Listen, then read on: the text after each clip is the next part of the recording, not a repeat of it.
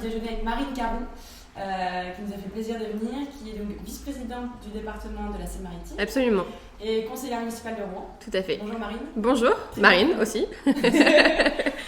Merci d'être venue. Déjà, je voudrais savoir ce que tu prends au petit-déj. Parce que moi, c'est assez gras. C'est vrai. Alors, moi, au petit-déj, j'ai deux habitudes. D'abord, plutôt quand c'est l'hiver, automne-hiver, je prends un bol de Nesquik chaud avec des biscottes et du beurre de micelle. Et toujours, peu importe la saison, un verre de jus d'orange et de jus de pamplemousse. D'accord. Voilà. C'est ton Ça, c'est mon rituel. Et l'été, j'abandonne le bol de Nesquik chaud parce qu'il fait chaud. Et donc, je passe à un bol de céréales, tout simplement. D'accord, t'es dans le Nesquik. Ouais, je suis toujours dans les Nesquik. En fait, c'est une histoire de famille. Ouais. C'est-à-dire que quand j'étais toute petite, on avait toujours le Nesquik à la maison. Et mon père, aujourd'hui encore, boit toujours des bols de Nesquik froid le matin au réveil. C'est trop mignon. Voilà, donc de Nesquik, c'est une histoire de famille.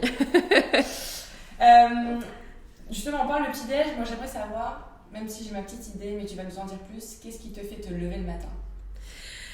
Qu'est-ce qui me fait me lever le matin ? À part le réveil qui sonne. Voilà, à part ça, le sens que j'ai donné un peu aux objectifs dans ma vie, le fait de pouvoir accompagner ou porter de nouveaux projets, parce qu'en fait, moi, ça fuse à 3000 à l'heure dans mon cerveau. Donc, il y a toujours, quand il y a une idée qui passe, il y en a une autre qui arrive, enfin, ça chasse hyper vite. Donc, c'est ça, en fait, c'est pouvoir avoir dans ma journée, pouvoir faire des choses qui font sens, tout simplement. T'as des journées hyper remplies, là, aujourd'hui ? Alors, j'ai des journées, aujourd'hui toujours, ouais, hyper remplies. Ce que j'adore, c'est qu'il n'y a pas une seule journée qui se ressemble. C'est-à-dire que tu peux avoir des journées où je vais enchaîner que des réunions et des journées où je vais enchaîner que de la présence sur le terrain.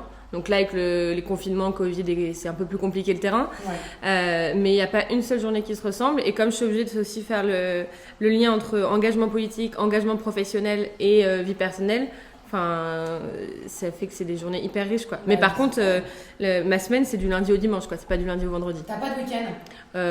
Peu de week-end, on va dire. C'est clair. Mais après, c'est un choix. Mais ça se voit pas. T'es et en plus, je ne bois pas de café, donc je carbure à l'énergie pure. C'est injuste. Je voulais savoir comment t'en es arrivée là. Parce que c'est pas rien. T'as commencé la politique. J'ai vu super jeune. J'avais 22 ans. Ouais, 22 à peu près. 21, 22. Je crois que c'est une histoire de famille. Alors non, c'est pas une histoire de famille.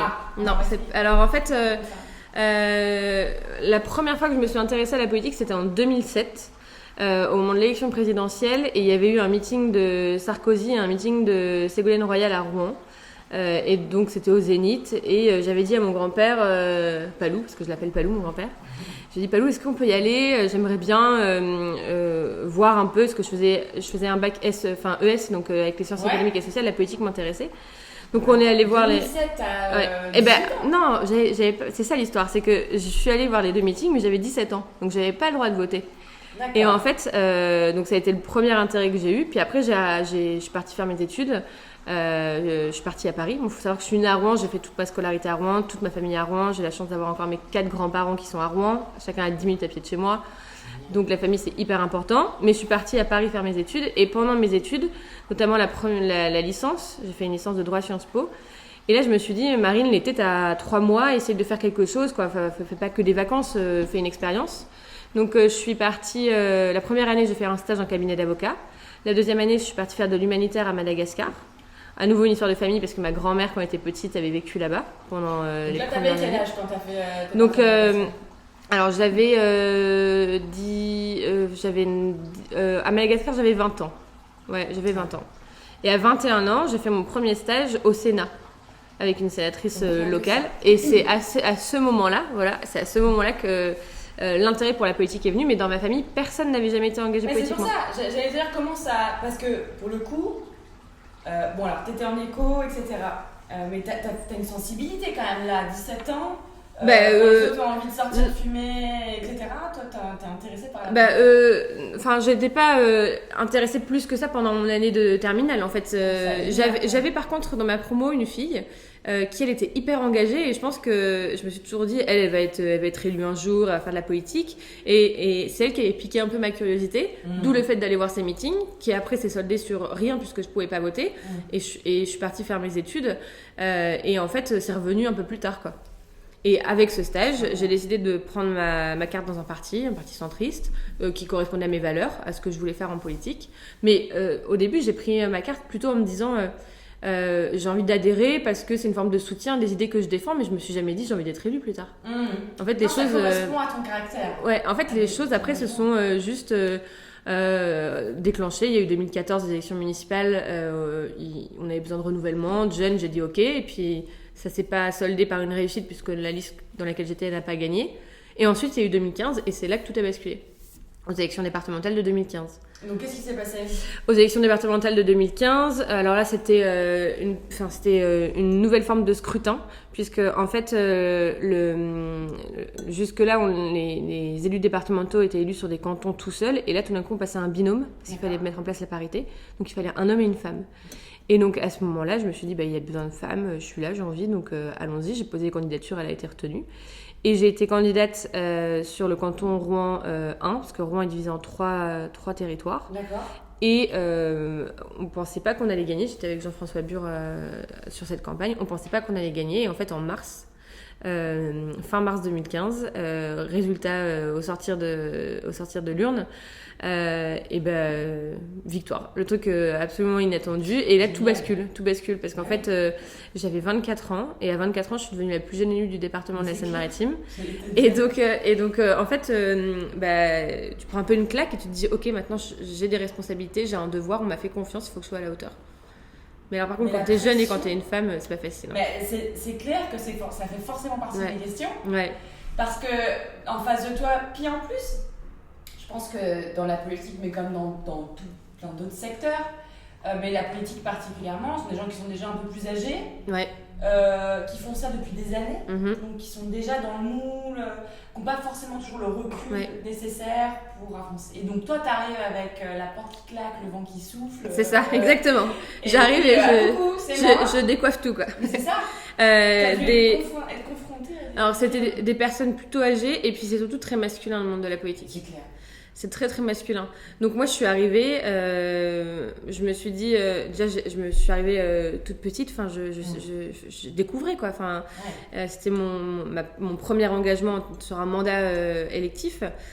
Donc j'ai pas cherché, d'abord je suis pas arrivée en claquant les portes, je suis pas arrivée en disant coucou c'est moi, j'ai observé. Moi je fonctionne comme ça, j'observe, je jauge, j'essaye de savoir où est ma place. Quel est mon rôle, ce que je dois faire. Donc j'ai fait ça, je l'ai fait à 200% dès le début. Je me suis engagée sur le terrain, j'ai écrit, je suis allée voir les gens, les associations, parce que j'aime énormément aller rencontrer les gens là où ils sont et non pas leur dire venez dans mon bureau. Je trouve que c'est beaucoup plus parlant d'aller chez les gens directement. Et donc au fur et à mesure, l'engagement que j'ai eu et cette force que j'ai pu démontrer, elle m'a été porteuse puisque le président du département, qui était à l'époque Pascal Martin, a reconnu mon engagement. Il m'a fait confiance pour prendre une délégation. Et puis après, quand il y a eu un changement, c'est Bertrand Mélanger, le président qui a succédé, qui m'a fait davantage confiance en me nommant vice-présidente. Donc les choses sont allées petit à petit, crescendo. Mais être une femme dans un milieu d'hommes, c'est pas évident. Et j'ai une anecdote, et en plus j'en parle avec une femme, donc c'est l'anecdote classique. Au tout début, quand j'ai été élue, j'allais justement sur une représentation. Donc le président demande à ce que des élus soient présents à certains endroits pour présenter la collectivité. C'était au tribunal et j'y allais avec un collègue qui lui était vice-président. Moi j'étais que conseillère départementale entre guillemets à l'époque. Et on se présente à l'accueil de la chambre où va se tenir la réunion.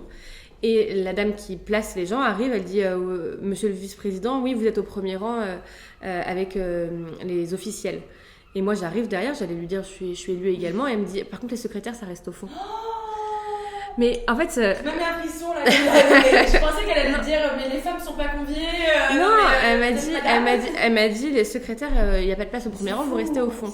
Et en fait, j'en veux pas à cette personne, je sais même plus qui c'est aujourd'hui, mais je pense que c'est aussi typique de ce que nous les femmes nous faisons envers nous-mêmes et envers nos congénères parfois, on se dévalorise mutuellement. Et donc quand on est dans un milieu d'hommes où on essaye de faire sa place et en plus on est jeune et on est une femme. Et quand on est la plus jeune, on a encore plus le rôle de secrétaire ou d'assistante qu'autre chose. Et ben forcément, il faut se battre contre ça. Mais elle n'est pas habituée de voir. Non, mais il faut que ça change. Mais il faut que ça change. Il faut qu'il y ait plus de jeunes qui sont là. T'es là pour ça. T'as vécu, donc tu t'es présentée aux dernières municipales de Rouen. Félicitations pour ton parcours parce qu'on ne parlait que de toi.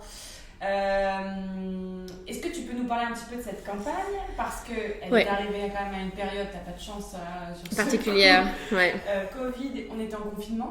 On a été en confinement le lendemain du premier tour. Voilà. Et puis il y avait aussi tout ce débat de est-ce qu'on doit aller voter, on ne doit pas y aller. Donc ton avis sur tout ça? Déjà, l'expérience municipale, c'est une expérience qui est assez incroyable. Moi, j'ai fait le choix de m'engager dans cette campagne envers et contre tous, d'une certaine manière, puisque je l'ai fait en m'affranchissant des partis politiques et en m'affranchissant des soutiens officiels. Et à nouveau, dans ce contexte-là, il y avait 10 candidats à Rouen, j'étais la seule femme et j'étais la plus jeune.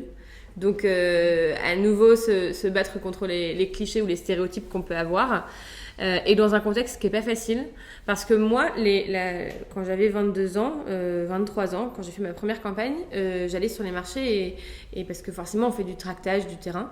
Et quand j'allais sur les marchés, les gens ils arrivaient en face de toi et ils disaient non mais vous êtes tous des pourris, tous les mêmes, rien à foutre, moi je vote plus, j'ai déchiré ma carte d'électeur. Et quand tu as 22 ans et que tu te dis moi je m'engage parce que je crois en des choses et qu'en face de toi on te renvoie ça dans la figure, tu te dis mais il faut que je sois forte pour continuer quand même. Il faut que je sois forte. Et donc cette campagne, j'avais déjà vécu ça par le passé, et cette campagne des élections municipales, elle a encore renforcé ma détermination à vouloir montrer que c'était possible de s'engager quand on était jeune, quand on était une femme, quand on venait pas du milieu politique. Parce que quand on fait une campagne municipale à Rouen, il faut avoir 54 personnes à ses côtés, il faut être 55. Et sur l'ensemble des personnes qui m'ont soutenue et qui ont fait le choix de partir avec moi, certains avaient un passé politique, mais très très peu, et la majorité venait de la société civile. C'était peut-être des gens comme toi, des gens que j'avais croisés sur une manifestation qui m'avaient dit mais on aime ce que vous dégagez, on a envie de suivre, on a envie d'apporter un soutien. Une crédibilité du terrain mais qui n'ont pas de crédibilité face aux politiques. Ouais, c'est ça, exactement. Mais d'une certaine manière, c'est la plus grande des richesses d'avoir ces personnes-là. Et après le contexte, forcément, le contexte a fait qu'il y a une forte déception quand on a vu le taux de participation. Et moi, la question que je me pose aujourd'hui, c'est comment on fait pour réintéresser les gens à la politique. Alors moi j'ai peut-être parce que je suis jeune et que j'utilise ces outils au quotidien, je développe via Insta, via Facebook, j'essaye d'expliquer ce que c'est que le quotidien, je fais des stories tout le temps, je fais des lives aussi, exactement, c'est devenu mon rendez-vous hebdomadaire, donc je fais ça, mais après ça suffit pas, il faut que les gens se sentent impliqués directement et ça c'est pas évident. Donc le Covid il a encore plus fait chuter l'intérêt des gens et aujourd'hui, normalement l'année prochaine on repart en 2021 en élection. Moi ma plus grande peur c'est que les gens viennent pas voter. Donc la question c'est comment on fait pour intéresser. Comment faire Donc c'est du quotidien, c'est du déplacement. Oui, mais en même temps la politique elle est ingrate parce que tu peux t'engager autant que tu veux sur le terrain.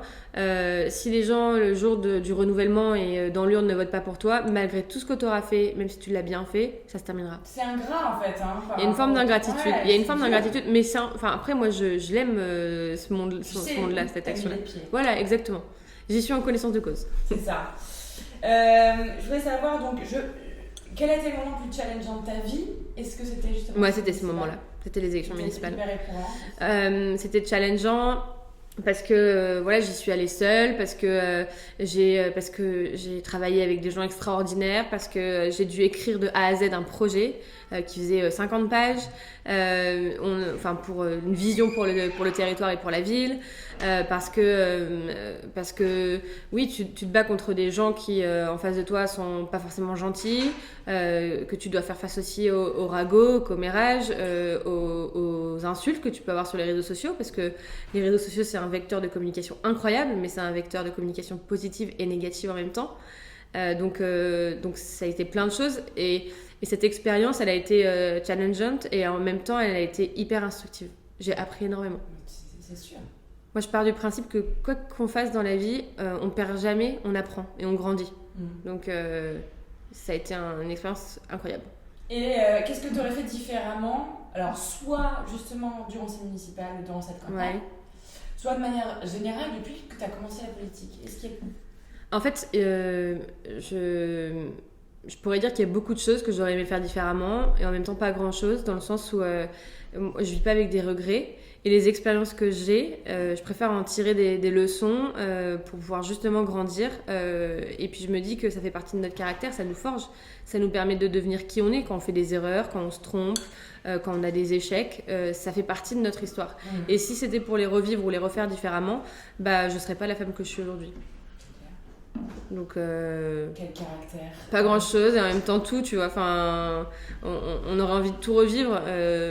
Tout refaire, mais en même temps, ce qu'on a vécu, c'est ce qu'on est aujourd'hui, quoi. Qu'est-ce que tu considères comme étant le plus gros échec, même si c'est pas un échec? Ouais. Alors, en tout cas, ce qui m'a le plus, ce qui a été une période difficile pour moi, ça a été la période de... J'ai parlé un peu de mes études tout à l'heure, mais je n'ai pas développé. Mais post-bac, j'ai eu une année où je me suis perdue. C'est-à-dire que j'ai pas su quoi faire. Moi qui étais alors j'étais à Corneille au lycée, j'étais hyper bonne élève, j'avais des super bonnes notes, j'ai eu mention très bien au bac, j'étais bien. Et puis à post-bac, je suis partie faire une année de classe préparatoire aux grandes écoles à Paris. Et là, de 18 de moyenne, je suis passée à 2 de moyenne. Et j'ai pris une claque.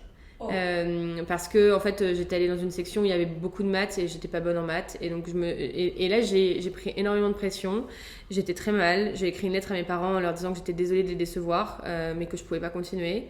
Ça a été une année où je me suis dit mais qu'est-ce que je veux faire de ma vie en fait, qui je veux être, je savais pas. Je rêvais de faire Sciences Po, j'avais été recalée, et en fait du coup je suis revenue à Rouen, j'ai fait 3 mois en licence à la fac de Mont-Saint-Aignan en langue étrangère appliquée. Il y a eu des grèves, j'ai pas pu passer mes examens, voilà, ça a été une année où une année compliquée, une année vraiment compliquée, mais en même temps une année où j'ai réfléchi. Et aujourd'hui, je rencontre beaucoup de jeunes et je leur dis toujours, si vous savez pas ce que vous voulez faire à 18 ans, c'est pas grave en fait. La vie, elle est devant vous. Prenez le temps, trompez-vous, égarez-vous, changez de voie si vous le voulez, à partir du moment où à la fin vous arrivez, et moi je me tiens à cette maxime de Confucius qui dit trouvez un travail que vous aimez, vous n'aurez pas à travailler un seul jour de votre vie. Exactement. Voilà. Mais qui à 18 ans sait déjà ce qu'il veut faire? Mais c'est ça en fait, la société nous met une pression sociale en nous disant post-bac vous devez choisir votre filière, vous devez avoir la bonne orientation, vous devez savoir ce que vous voulez devenir dans la vie, mais en fait on sait pas quand on a 18 ans. Quand on a 18 ans, on a envie de faire la fête, on est insouciant, on a envie de profiter des amis et on n'est pas suffisamment peut-être encore mature pour se projeter sur quel métier on aura demain. Quoi. Bien sûr. Tu crois pas qu'il faudrait qu'on ait plus de stages, plus de stages, de propositions, plus de stages pour aller voir en entreprise, dans des industries différentes. Plus d'expérience de terrain. Parce que tu ne sais pas. Non. Donc tu vas. Alors, je sais pas si toi tu savais dès le début ce que tu voulais faire. Moi, je n'ai fait aucune étude en rapport avec ce que je fais aujourd'hui. Voilà. Moi non plus au final. Je fais du droit et des Sciences Po, mais à côté professionnellement, je donne des cours d'art oratoire, donc j'apprends l'expression orale, et aussi bien à des jeunes qu'à des chefs d'entreprise d'ailleurs. Et ça, je l'ai pas eu dans mes études. Alors j'ai fait du théâtre pendant 10 ans quand j'étais plus jeune. Donc j'ai cette appétence. J'ai un oncle qui est comédien et je l'ai vu 1000 fois sur scène, donc j'ai aussi cette appétence. Mais c'est pas mes études qui m'ont amené à ça. Par contre, faire des stages, avoir des expériences sur le terrain, moi je considère que c'est essentiel aujourd'hui. Donc dès que je peux, je prends même des stagiaires avec moi. Et puis je pense que même, alors je prêche pour ma paroisse, mais moi qui donne des cours d'art oratoire et d'expression orale, je considère que dès le lycée on devrait en avoir aussi. Parce que ça permet de gagner en assurance et gagner en confiance en soi. Ça permet de se préparer à la vie de... Ouais. Tout le temps. Dans tous les métiers, en fait. Tu en as besoin aussi bien dans ton métier que dans ta vie personnelle, en fait, ta vie sociale. Oser parler à quelqu'un, il y a des gens qui n'y arrivent pas. Ouais, c'est dur. Ouais. Mais c'est en plus la communication, c'est le problème de beaucoup de monde anciens. Il y a plein de choses qui n'avancent pas parce qu'il y a un problème de communication. Donc tu as fait du théâtre pendant 10 ans. Ouais. Ça c'est chouette. J'en ai fait à Rouen du coup, au théâtre de la Canaille qui était rive gauche. Je sais pas si c'est toujours rive gauche maintenant. Et j'en avais fait à la maison des loisirs Louis Tubeuf du quartier Saint-Gervais pendant 10 ans. Ouais. Donc quand tu me dis, en fait ça m'étonne pas tellement. Parce que je pense que l'assurance et la détermination et la facilité à échanger. Ouais, et en même temps, j'ai pas toujours été comme ça. Ouais. Non. Mais c'est le théâtre peut-être. Alors, le théâtre m'a aidé, mais le théâtre, j'en ai fait au collège, lycée, ouais. Après, j'ai arrêté. Et en fait, c'est revenu plus tard, cette assurance, tu vois. Je l'avais pas quand je suis sortie du lycée. Je te dis, je me suis perdue, j'avais plus confiance en moi, donc j'ai reconstruit tout ça derrière. J'ai reconstruit. Qu'est-ce que ça t'a apporté, à ton avis, le théâtre? L'amour des autres. Tu sais, parce que quand tu fais du théâtre, t'es obligé, tu dois te confronter aux autres, tu dois donner, aller. Donc il y a ça. Et puis le travail de la posture, le travail de savoir que ce qu'on est et ce qu'on représente renvoie beaucoup aux autres, en fait. Tout à fait. J'adore. J'en ai fait aussi un petit peu. Ouais, j'adore ça. Et t'as arrêté? J'ai arrêté parce que j'en ai fait au conservatoire d'Amiens, parce que moi, et j'aimais beaucoup, c'est vraiment une passion. Et j'ai arrêté parce que je voulais en vivre.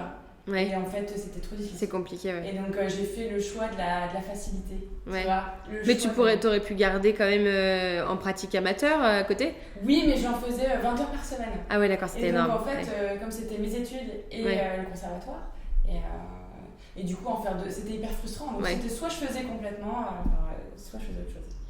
Quel était le meilleur conseil qu'on ait pu te donner dans ta vie? Alors je sais pas s'il y a un conseil en particulier. Moi, il y a ce que ma famille m'a toujours répété, c'est reste toi-même, on sera toujours fiers de toi. Et donc ça, pour moi, c'est important parce que je le disais, j'ai toute ma famille qui est ici et la famille, c'est le noyau dur de ma vie. Parce qu'en plus, je te l'ai pas dit, mais je suis l'aînée de 4 enfants. Donc j'ai 2 frères et une sœur. Et donc du coup, forcément... Ils sont éloignés de toi en âge ou géographiquement? Non, moi j'ai 30, ma sœur a 28, mon frère a 26 et mon dernier frère a 21. Vous voyez régulièrement? Ouais, assez régulièrement, même si eux ils sont plus à Rouen. Il y en a 2 à Paris et un qui est à Nice pour ses études. Donc on n'est plus en contact régulièrement. Enfin, on n'est plus en contact physique régulièrement, mais on continue, on s'envoie des messages toutes les semaines. Donc c'est hyper important. Et donc c'est eux qui sont un peu le reflet de ce que je veux être à partir du moment où je sais qu'ils sont fiers.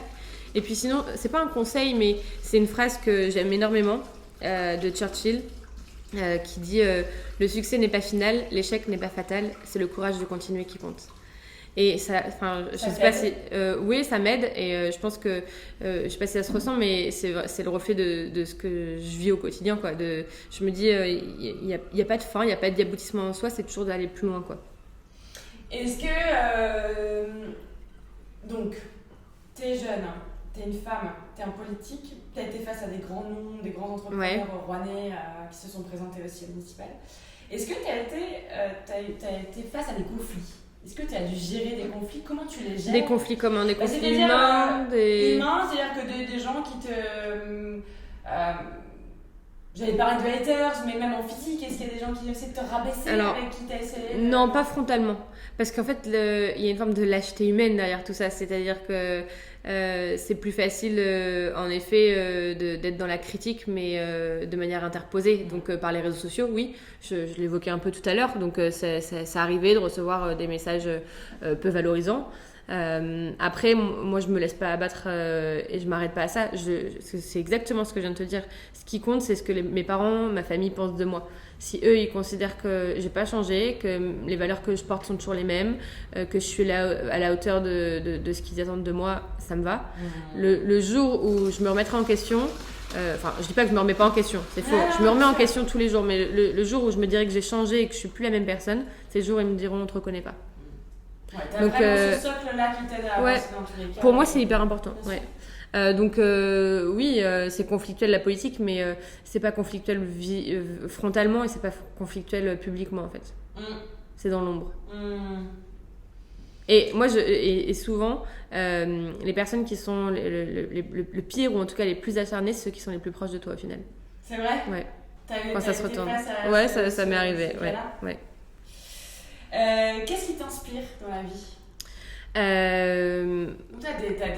des mantras et t'as ta famille. Alors j'ai des mantras, ouais, ça j'aime beaucoup. Moi je m'inspire énormément des citations et quand je donne des cours d'ailleurs, je commence toujours un cours par une citation en leur disant justement, servez-vous-en comme mantra.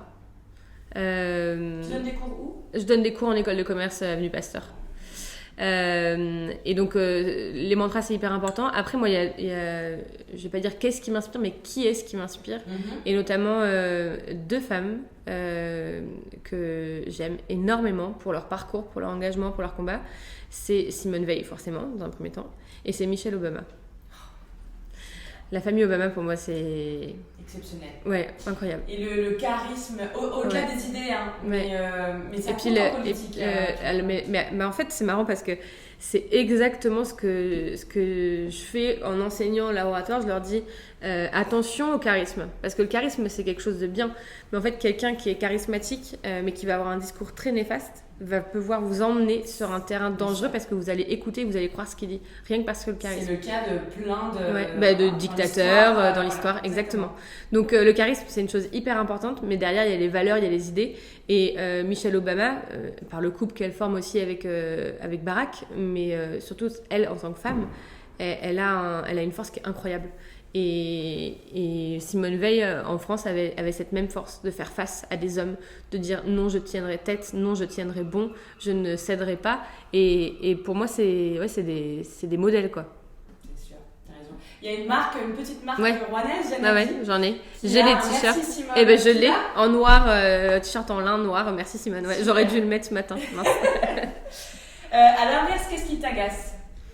Qu'est-ce qui m'agace, de manière générale, comme tout le monde, les gens qui sont mal garés quand tu fais du vélo, c'est dangereux, les gens qui mettent pas leur papier à la poubelle, les petites choses du quotidien en fait qui rendraient la vie de tout le monde plus simple et plus facile et qui pourtant y a tellement d'incivilité et ça m'énerve. Ça m'énerve. J'ai une dernière question pour toi. Et avant, j'aimerais savoir, donc on est dans l'actualité, dans une actualité particulière, parce que là on est en deuxième confinement, c'est pour ça qu'on est quand même assez distancés tous les deux. Il y a un documentaire qui vient de sortir qui s'appelle Hold Up, qui est un petit peu à contre-courant, même complètement à contre-courant de toute l'actualité qu'on peut avoir aujourd'hui sur les chaînes d'information. Est-ce que tu as un avis sur ça ? Ça fait débat. Ouais. Alors je l'ai pas regardé, j'en ai entendu parler. Donc je pense que le truc que je vais faire ce soir, c'est que je vais le regarder, définitivement. Non, j'en ai beaucoup entendu parler. Après, moi, je crois pas à la théorie du complot. Alors je dis pas que c'est faux. Je dis juste que j'y crois pas parce que si on y croyait, tout serait noir en fait. Et on serait manipulé, on n'aurait plus de libre pensée, et moi je crois pas à ça. Je considère que j'ai encore le choix d'écouter, de croire ou pas ce que j'entends. Donc après, je considère qu'il faut faire hyper attention aussi à la manipulation, parce que la manipulation de masse notamment, c'est très facile, et il suffit parfois d'inculquer une idée ou d'inculquer un message, s'il est répercuté, la puissance qu'il prend va le démultiplier, et forcément il va atteindre tout le monde, et en étant popularisé d'une certaine manière, il va rentrer dans les croyances. Donc je suis assez vigilante à tout ça. Après, il y a peut-être forcément des choses qu'on nous dit pas, mais parce qu'il y a des secrets d'État, parce qu'il y a des choses qui nous dépassent, et qu'en tant que citoyen, on n'a pas cette habilitation secret défense parfois. Mais je pense pas que tout soit manigance à ce niveau-là. Mais après, c'est une perception subjective. Bien sûr. Et puis, je trouve que c'est important de... Je pense que l'histoire qui a à retenir aussi de cette polémique, à mon sens, c'est aussi tout l'intérêt c'est le ton, c'est la positivité. C'est-à-dire qu'on est tellement dans une période angoissante, anxiogène, etc. Et je pense que les gens ont besoin, c'est un peu ce qu'a fait, c'est l'inverse de Hold Up, dans le ton. Je dis pas que tout est faux ou que tout est vrai, mais le ton est quand même très dramatique. Mais y compris aussi les chaînes de la télé du type BFM. Alors oui, absolument. En fait, déjà rien que pendant le premier confinement, quand on allumait la télé, on était sans cesse sur Covid. Et en effet, tu as raison, ça accroît le sentiment anxiogène, l'angoisse, l'inquiétude. Alors après, parce que la situation était alarmante, on est d'accord. Mais on a besoin d'autre chose en fait. Et c'est pour ça que sans, en effet, tu as raison, sans dire est-ce que c'est juste, est-ce que c'est vrai, est-ce que c'est faux, ce type de documentaire et ce type d'interviews, quand elles sont diffusées largement, elles accroissent ce sentiment-là en fait. Exactement. Donc, est-ce que l'effet est positif après sur la population et de manière générale ? Voilà, c'est la question. Ouais. On termine avec une dernière question. J'aimerais savoir ce que tu écoutes pour aller bien. On va finir là-dessus. Alors, c'est toujours difficile de choisir une chanson. Qu'est-ce qui te fait plaisir ? Mais en tout cas, alors il y a plein de choses que j'aime bien écouter. Mais il y a une chanson en particulier qui a été celle que j'ai écoutée en boucle avec l'ensemble de l'équipe durant la campagne et que je continue. C'est Blinding Lights de The Weeknd. Yes. Donc ça, à fond quoi. Ouais. Bon, on terminera là-dessus. Ça marche. Et on va la mettre d'ailleurs tout de suite. Merci de nous avoir regardés et d'avoir écouté le podcast Les Yeux Brouillés. Merci à Marine Caron. Avec plaisir. D'avoir pris le petit déjeuner avec nous. Et on se retrouve très vite avec un prochain invité. À bientôt. Et voilà, c'est terminé. Merci d'avoir écouté ou d'avoir regardé le podcast Les Yeux Brouillés. On est présent sur Spotify, sur Apple Podcast et sur YouTube. D'ailleurs, n'oubliez pas de vous abonner à la chaîne, ça nous fera très plaisir. La semaine prochaine, on prend le petit déjeuner avec un nouvel invité. Et en attendant, on est également sur Instagram, @lestudio-coworking. C'est évidemment le coworking qui nous permet d'enregistrer ce podcast. Merci, à très vite.